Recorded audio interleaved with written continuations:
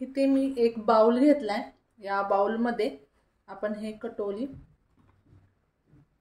ठेवूया। आता आपण यामध्ये थोडंसं मीठ आणि पाणी, तर 10-1 मिनिट आपण हे कटोरी पाण्यामध्ये अशीच भिजवून ठेवायची, जेणेकरून याच्यावरचे जे डस्ट आहे, धूळ आहे, ती निघून जाईल। आपण 10 मिनिटांनंतर भेटूया। आता 10 मिनिटं झालेली आहेत। कटोली मी पाण्यामध्ये भिजत घातली होती आणि एक कटोली मी कट केली आणि आता दुसरी तुम्हाला मी कट करून दाखवते। तुम्ही गोल कट करू शकता किंवा मी तुम्हाला स्क्रीनवर दाखवते त्या पद्धतीने, ज्या पद्धतीने आपण कांदा स्लाइस करतो खाण्यासाठी किंवा भजी करण्यासाठी। तर याच्यात ज्या बिया आहेत त्या काढायच्या नाहीत, कारण बिया सुद्धा खूप त्यामध्ये पोषक घटक आहेत आणि मुळात हा कटोली जो आहे तो कवळा आहे। तर स्क्रीनवर दिसतं या पद्धतीने मी सर्व कटोली बारीक करून घेते। तर मी रेसिपी सांगत तुम्हाला त्याचं महत्त्व सुद्धा सांगणार आहे। कटोला जी आहे ती चवीला थोडीशी तुरट असते। यामध्ये विटॅमिन ए भरपूर प्रमाणात असतं, त्यामुळे ते आपल्या डोळ्यासाठी अतिशय उपयुक्त असं आहे। आता आपले हे कटोला कट करून झाल्यानंतर मी लोहाचा तवा वापरते। तुमच्याकडे तो नसेल तर रेग्युलर वापरला तरी सुद्धा चालेल। तर यामध्ये तेलाचं प्रमाण आपल्या आवडीनुसार कमी किंवा जास्त ठेवायचे।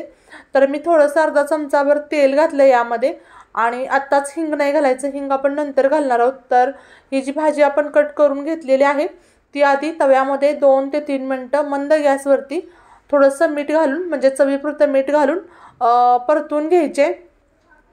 सोबतच कटोल्याचा जो रस आहे तो रस पिंपल आणि एक्झिमा ठीक करण्यासाठी वापरला जातो। सोबत कटोलाच्या ज्या बिया आहेत त्या भाजून खाण्याचा सल्ला डॉक्टर तज्ञ लोक जे आहेत ते देतात। आता 2-1 मिनिटं आपण हा जो कटोला आहे तो व्यवस्थित परतून घ्यायचा आहे। हा परतल्यानंतर थोडासा नरम पडतो आणि नंतर आपण याला पाण्याचा न वापर करता फक्त वाफेवरती शिजवणार आहोत। तर कटोली जी आहे ती आपली छान अशी 2 मिनिटं मी परतून घेतल्यानंतर एका प्लेटमध्ये काढून घेते आणि खमंग अशी आपण याची फोडणी करून घेणार आहोत। तर रानभाजी आहे, हेल्दी आहे, त्यामुळे आपण यामध्ये कमी मसाल्याचा आणि कमी तेलाचा वापर करणार आहोत। तरीसुद्धा तुम्ही थोडंसं चमचमीत खात असाल तर थोडंसं तेल जास्त वापरलं तरीसुद्धा तुमच्या आवडीनुसार चालेल। आता तेलसुद्धा गरम झालेलं आहे, त्यामध्ये चिमूटभर हिंग घालायचं, अगदी चिमूटभर, आणि त्यामध्ये एक अर्धा चमचा हळद घालायची आणि एक मध्यम आकाराचा कांदा मी बारीक असं छानसा चिरून घेतलाय, तो सुद्धा त्या तेलामध्ये छानसं असं परतून घ्यायचंय। तर कांदा पूर्ण असा रेड करायचा नाही, कांद्यातला जो कच्चापणा आहे तो निघून गेला पाहिजे फक्त। सोबतच आयुर्वेदामध्ये या भाजीचा वापर संस्थेच्या रोगावर उपचार म्हणून केला जातो। या भाजीमध्ये कॅलरीज कमी आहेत, त्यामुळे वेट लॉसवाली मनसोक्त ही भाजी पोटभर खाऊ शकतात। सोबतच कटोलामध्ये मोठ्या प्रमाणात फायबर असल्यामुळे तुम्हाला भूकसुद्धा कमी लागते, त्यामुळे तुमचं वेट लॉस व्हायला मदत होते, सारखं खाण्याची इच्छा होत नाही।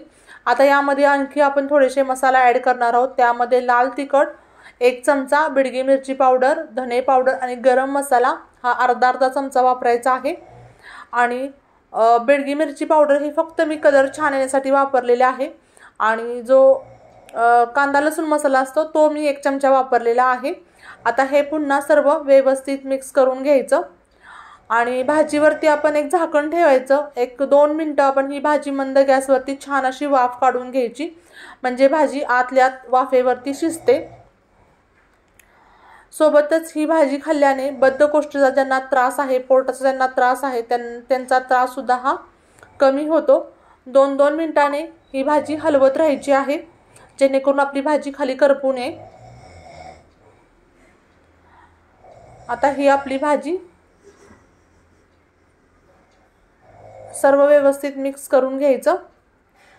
त्यानंतर आणखी 1 मिनिटभर मी त्याच्यावरती झाकण ठेवून ही भाजी शिजवून देणार आहे। 1 मिनिटभरानंतर आपण चेक करूयात। वाव, मस्त अशी आपली भाजी तयार झालेली आहे। आता ह्याच्यावरती आपण थोडीशी कोथिंबीर भुरभुरणार आहोत।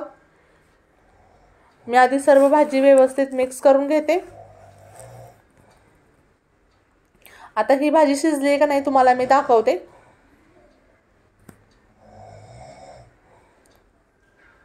ज्या पद्धतीने मी 2-2 मिनिटांनी भाजी चेक केलेली आहे तशी करायची आहे। आता कोथिंबीर,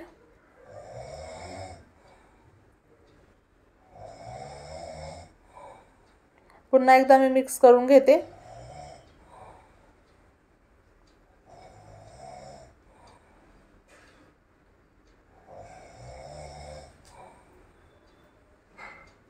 अगदी मी स्टेप बाय स्टेप ही भाजी कशी करायची ते तुम्हाला सांगितलेलं आहे।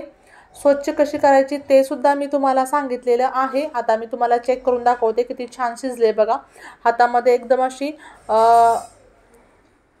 मेल्ट होते, ती हातामध्ये कुस्करली जाते, म्हणजे याचा अर्थ की आपली भाजी ही शिजलेली आहे।